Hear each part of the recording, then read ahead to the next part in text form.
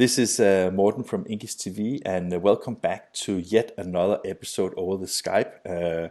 I have made 42 or 43 or 41 episodes of this right now, so and it's taken me around the world, and finally I'm back in Europe, back in with a very exciting person that I'm meeting for the first time. We have been communicating per mail a couple of times.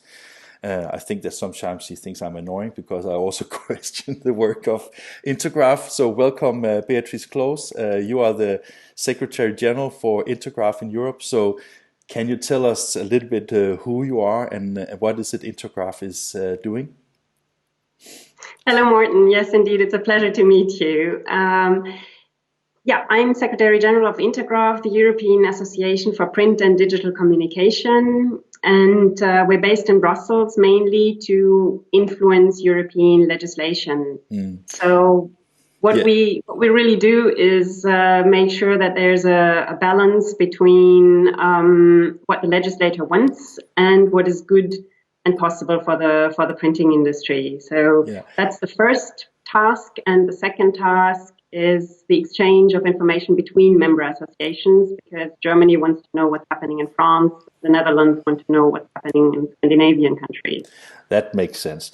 And just so to be 100% clear about it, Intergraf is a kind of an umbrella organization for all the federations of printers across Europe, right? Yes, we have 20 members all over Europe, partly in the EU, mostly in the EU, and then also now the UK, no longer EU, as well as Switzerland and Norway. Yeah, and what I like about your introduction to yourself was that you are in Brussels and you're trying to influence the politicians, because these times, I think that sometimes print has maybe not the most favorable terms because people think it's not good for the environment, and people changing to internet, and politicians may not know so much about what's up and down. So that is part of your work, isn't it, to give them that information? Yes, absolutely. And I think we're doing a good job. There's a lot to do, particularly in the field of environment, because Brussels has a lot of competencies when it comes to environment, which makes sense. Pollution crosses borders, and so it's good to have European rules. And what we really do is we work mainly with the European Commission, because this is where legislation starts. Yeah. We have very good contacts with DG Grow, who's responsible for industry and small and medium-sized enterprises. And the contacts there, they really know our industry very well. They've visited printing companies. They know what our challenges are. They know how the industry is doing. We're keeping regular contact with them.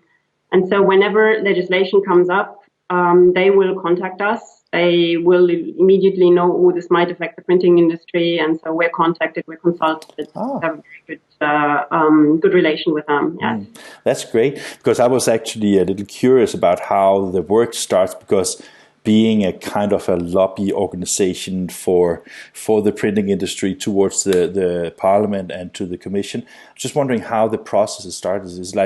Is it only like evaluating legislation coming from the Parliament and the Commission, or is it also kind of trying to push ideas into the politicians, or how does it work? It's both ways, actually. I think for legislation, what is very important to understand is that the initiator of legislation is really the European Commission. Once the Commission has come up with a draft, we influence it as much as we can with the help of the experts of our member associations or external experts. Then the legislation, when it's almost finalized, it goes to the Parliament. So in the Parliament, you have over 700 politicians that are trying to get in their amendments, and the European Parliament is much more difficult because they work at European level, but they clearly are linked to their national member state. So here already, as Intergraf, as a European organization, we have a bit less possibility of influencing. So we work together with our members. If they speak the local language, they can influence at national level. And then the last step, just to complete the legislative process, the last step, it goes to the Council of the European Union, and that's then the ministers for example, the environmental minister of Germany will vote on the legislation on environment. And there we have hardly any possibility to influence. We're not going to lobby national environmental ministers. No. So there,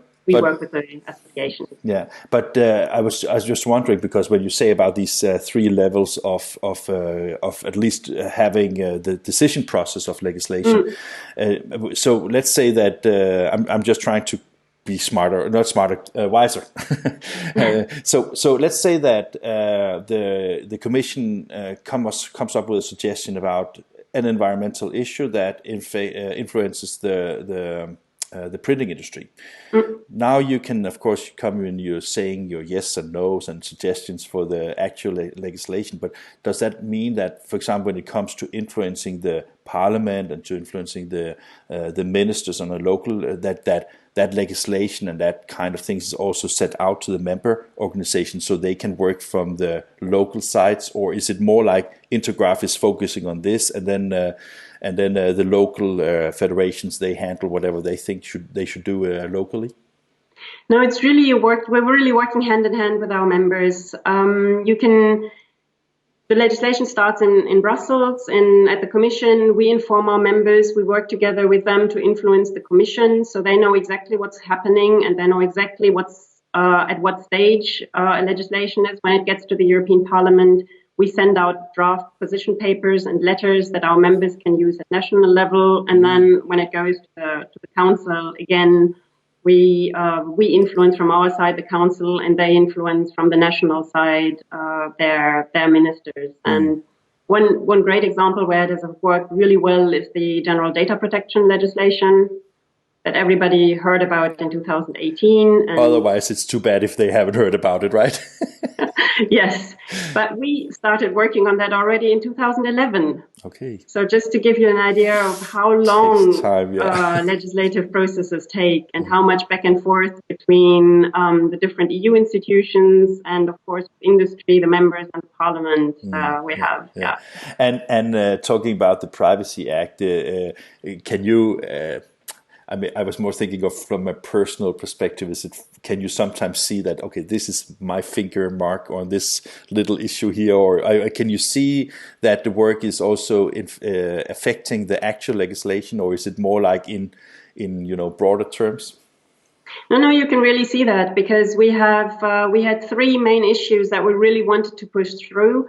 One is the opt-out. We wanted to make sure that within the data protection, people can decide, when I receive something, I can opt out, but not the other way around, because the Commission in the first draft and again in the Parliament, they wanted to put an opt-in, which is catastrophic. Yes. Because then we can't send any advertisement. The second was the legitimate interest, so that when an advertiser has the impression that this will interest my customer, they can send it. And then, of course, the customer can opt out. And the third one, very important for the printing industry, is the right for third parties to process data. And this is particularly important for any mailing company, direct mail, that can continue. So those we can see. Of course, we work together with all our partners in Europe. We're not doing everything on our own. No. That's fair enough. Yeah. So I think that, I have known Intergraf for many, many years, even before we started INKISH as well. But it's always been, and I'm not trying to be provocative. I'm just raising at least my concern is that the examples you gave on legislation influencing on both on environment and also on the Privacy Act, GDPR as known as. I was just wondering, isn't it sometimes a little bit unfair, because I think that maybe you not always get the credit as an organization as for the work. The three things you mentioned for the GDPR is really, really important. But I think a lot of, maybe, of course, the federations know, but I was just thinking a lot of printers may not know that it's because of Intergraf that you have got these great things through. Yes, that may be true, and it's unfortunate. Of course, we communicate with our members and hope that they bring it into the national trade press, and that at national level everyone is informed. but I think it's a curse of communication. I spoke to a person, I think it was last week, I can't remember who, but it was like the more information that is available, the less we know, because it's sometimes also almost impossible to find the way through the jungle of information. And one of the things I think you have recently updated your website quite considerably, haven't you? Yeah. Yeah, we have last year we changed our logo, we modernized it. It's been the same since 1984 when the name Intergraf was created. Wow. And yeah. Because I like the new website. I think, of course, still needs a lot of content, and there's still a lot of films is missing. You know that. I had to say that. but I think it looks really cool, and I think that being an organization that organizes the federations that are all working with companies that communicate, I think it's important that, of course, Intergraf also have a fresh, modern approach to communication. So that is really cool. How difficult is it for you? Because I mean, there must also be a fine line between what can you communicate and what should your members communicate on your behalf. Is that like a fine line in your daily operations, or how does that work? I think we've worked a lot on our communication. We've worked on the website, yes, but we've also worked really closely with our members to see what kind of information is valuable for them and what can they use at national level. And we have different levels of details that we go into. We have our weekly or bi-weekly news in brief, where we really inform them about quick meetings that we've had with the Commission or the Parliament or other associations. Then we have a monthly news flash, and I'm also happy to put you on our list of our news flash, because it's articles about our work, and it's once a month, so that's not spamming people with too much information.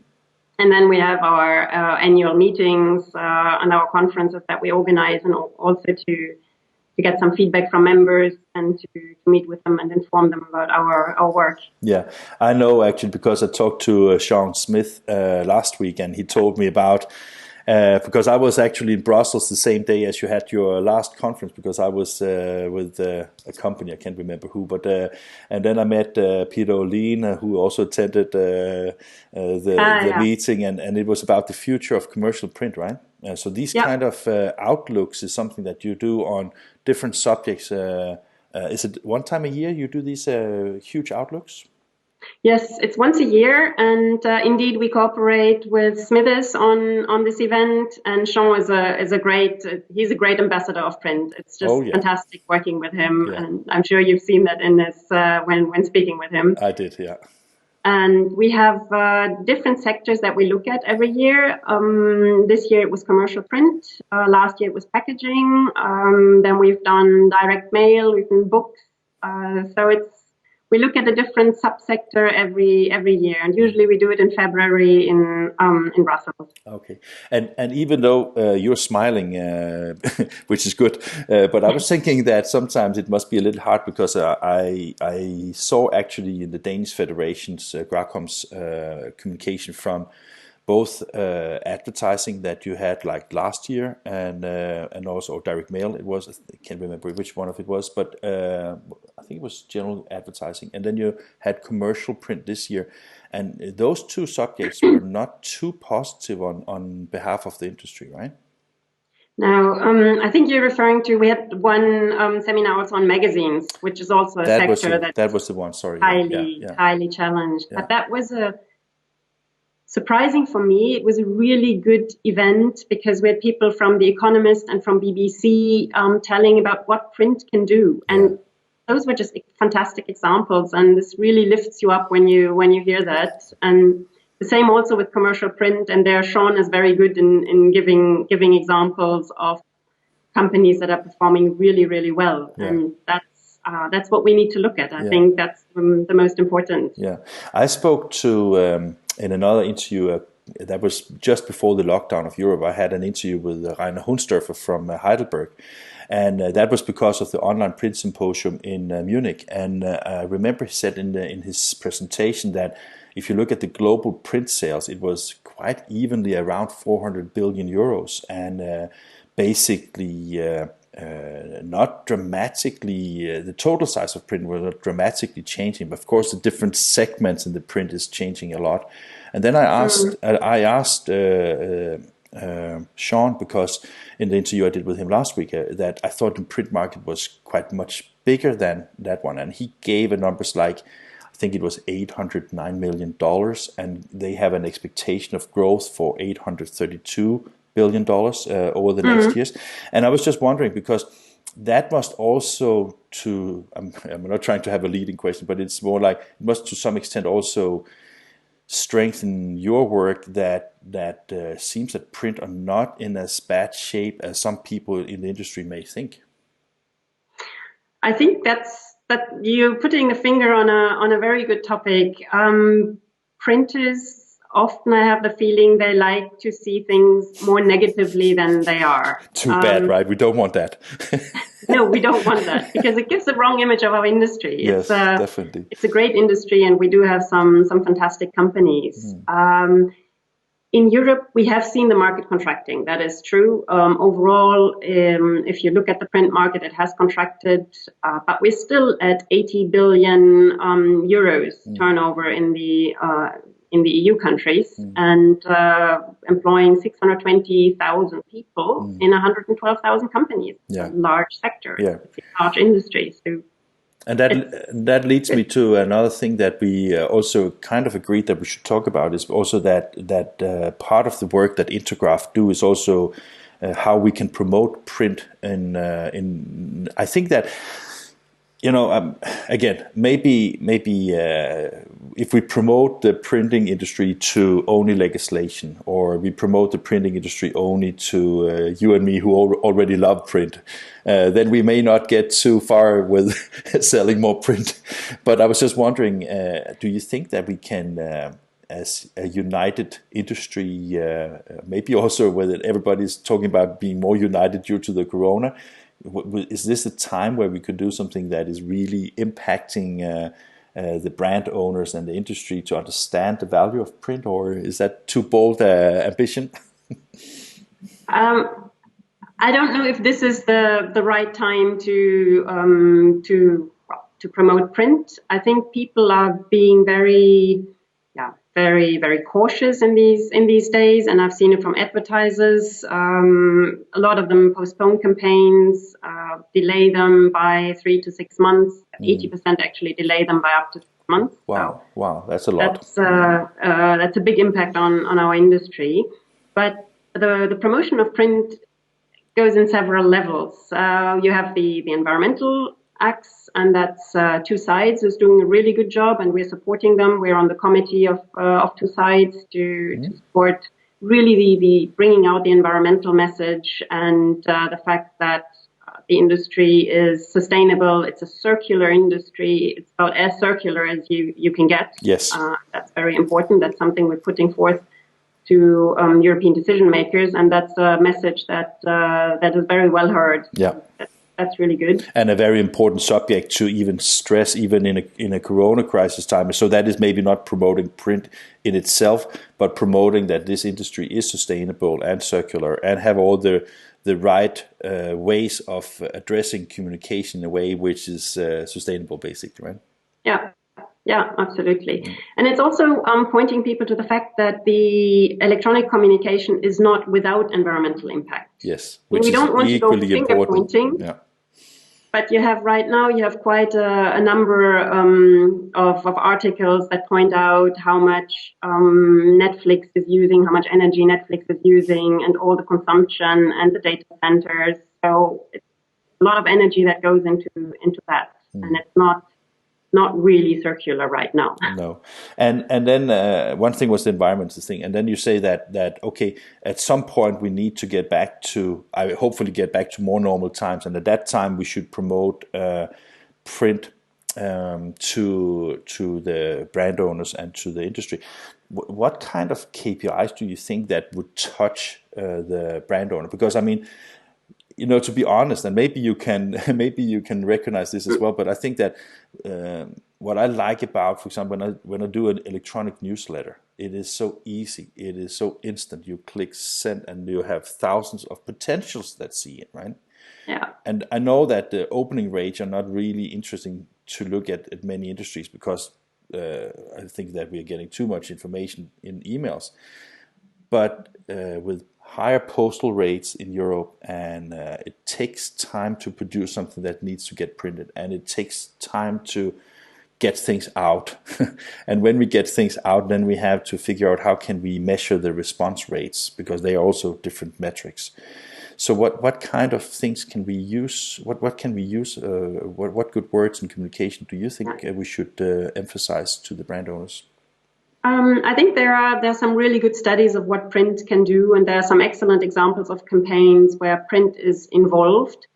I think you will not necessarily find a pure print campaign, but the cross-media campaign where print plays a very important role. Those are the main campaigns that really work. Mm-hmm. And I've recently seen a study done by the International Postal Corporation where the question was, what do you do if you receive direct mail from a brand owner? And actually 30%, one third, said they would go online and look at the website. Okay. And still over 20% said they buy a product. Okay. Induced by print. So that's a fantastic message, and it's something we really need to take out to brand owners. Yeah, I can tell you that when we were pushing our campaign for Drupa, we decided to make a printed brochure and send out, and we did that also on email. And just in our little example, that was like 500 vendors that received it from us. The response rate was 10 times higher on print. Yeah. So I think that, to find the good stories and the good evidences for the value of print is something that really can support our industry. So I appreciate that it's something that is on your agenda, and that is great, because I think on European level that will definitely make an impact. I'm totally sure about that. For campaigns, there are two things that work really well at European level that I would like to mention, particularly with the European Parliament. Mm-hmm. One is our Keep Me Posted campaign that we run together with the Direct Mail, Direct Marketing Association and the Postal Association. And there we really target the right of citizens to printed communication. Mm-hmm. So we basically say citizens should have a right to choose whether they want to receive communication in print or electronically. And that should be for bank statements, invoices, government communication, election documents, and they should not have to pay more. They should not have a lower frequency, and that works really well with the European Parliament, because they understand that citizens want to have a choice. The reason why I'm smiling when you mention this one is because I also interviewed one of your steering board members, Thomas Torp from Gracom in Denmark, Monday. And we spoke about the funny situation that, for example, in Denmark and some of the other European countries, the electronic communication is so developed that, for example, bank statements and insurance papers and all communication from the governments in the states are now electronically only. So what you are suggesting is basically that we should introduce a legislation where the population for themselves could decide on what way they want to receive communication, right? Yeah, that's. I love it. It still works in many countries. I know there are some countries that are highly digitized, like Denmark, but there's still 60 million Europeans that have never used the internet or use it once. Yeah, is that okay? Wow. And that's close to 10% of the population. Is that mainly seniors or old people, or is it across the ages, or you think? No, it's mainly seniors. But it's also people in rural areas where the bandwidth is not very good. And you would think this would be somewhere in, I don't know, Eastern Europe or maybe in the northern Scandinavia, but that's not the case. You can also go to the center of the UK and not have any mobile network because there's just no network. So I was at a vegan restaurant in Berlin, and they actually, when you entered the shop, it turned off all electronic devices. So even in middle of Berlin, you can't get it. Wow. That's a nice concept, actually. It was actually kind of fun, but I tell you, which was also a little bit strange because you had to pay for the dishes that you were using, and then you got like a deposit on it, so you could get a refund if you returned it. And I was just like, what kind of people are not returning the service after eating in a Right. vegan restaurant? So it was just like a little funny thing, right? So I like that. I like that thing. I'm excited to hear more about that when the legislation opens up for the user's choice of media, because I think that is something that would have a dramatically positive impact on the printing industry. I'm sure about that. Yeah. Should we now talk about security, or what is on your agenda now, Beatrice? There's one more thing I would like to mention about promoting print, because there has been research done by independent researchers, over close to 200 people, and published in the Stavanger Declaration last year, where they say that reading on paper is much better for your comprehension Yes. and your understanding of the text. Yes. And I think this is something else that we're using a lot with politicians. Yeah. To really say you need to keep school books, don't change digitally everything into digital too fast, because it might backfire. It's funny that you mentioned that, because my son is 15 years old, and he said to me, because all the schools here gave iPads to the kids a couple of years ago, and he said to me, Dad, to be honest, I really like to read a book instead of reading on a screen, and I think I can remember it even better. And I know that is not a scientific thing, but I think that all of us have heard stories about that kids really embrace the new technology, but they also can see the advantages and disadvantages of it in a way that maybe some of us adults, we don't see. I don't know, do you read ebooks? I have read a couple of ebooks just to try it out, but I've gone back to print. Yeah, because I have never tried it, and I must say that when I see, for example, these Kindle where they have like these matte screens and e-paper, sometimes I feel a little tempted when I'm flying that it would be nice, then I don't have to carry a book. And then again, I like the paper, and it's to do the little thing on the corner so you can remember where you got to and things like that. That tactile experience to me, and then I don't feel that I'm very old school, but maybe that was the proof that I am very old school. Who knows, right? I think it's just normal. Yeah. Okay. Great. That one is a very, very exciting topic. It is, and I hope that is something that can give a broader broader spread to the entire society, because I think that also as parent, I can see that my kids, even though we try to regulate it, are already spending, in my opinion, too much time in front of a computer with games and all of these kind of things. So why not just slow a little bit down and actually investigate what works best? It reminds me about something that maybe you know that as well. I was in the music industry before, and there was a huge organization in the US that actually found out that if you play music, you become more skilled in actually learning mathematics, because you're stimulating the different sides of the brain.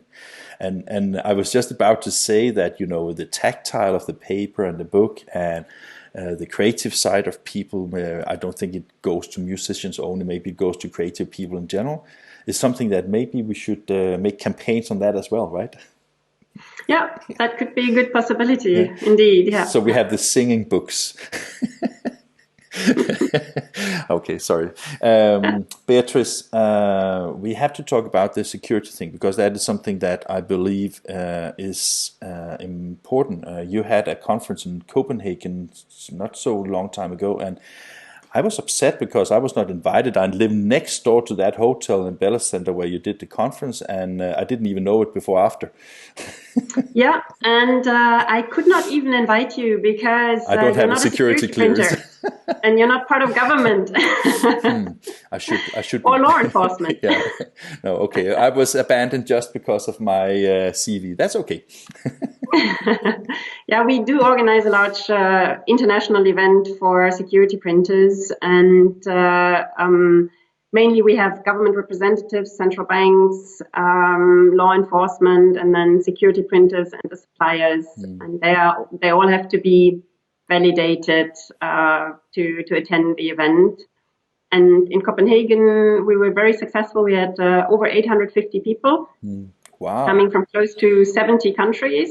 Wow. So really international. Yeah. And what I saw from what I saw from the film there, it looked like it was a good time and a lot of people, and I hope a lot of secrets, right?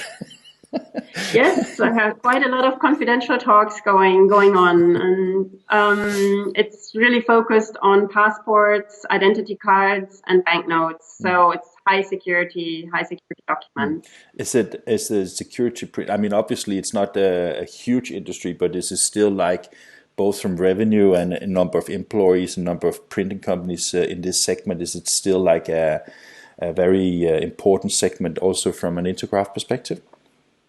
From an Intergraf perspective, yes, it is an important segment. It's first of all, it's an important segment of our work at the office. That's clear, and it also, in a way, supports us in our lobbying activities, because we do have some funds thanks to the event that we organize. Okay. So that reduces the fees that members have to pay. Okay, I get it. But even in security printing, I must say that we do see mergers and acquisitions. So there are also changes going on, and governments having less money and putting pressure on their suppliers. So we see that too. Okay, cool. Time is flying, but we still have like one subject that we need to talk about, and it's not because I want to.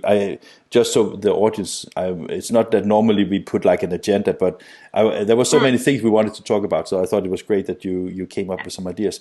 Intergraf is not alone, because one thing is that you have the members of that we spoke about, but you are also members of something bigger, right? Yes, we are members of the World Printing Communication Forum, which is the world association of the printing industry, and we also have the Secretariat. And this for us is very important, because we do see what's happening in the US, we see what's happening in India, in China, in Australia, Korea. So you get Latin America. So you get the perspective, and that is that like, do they have similar organizations like Intergraf? So that is the members you work with, or who are you working with there?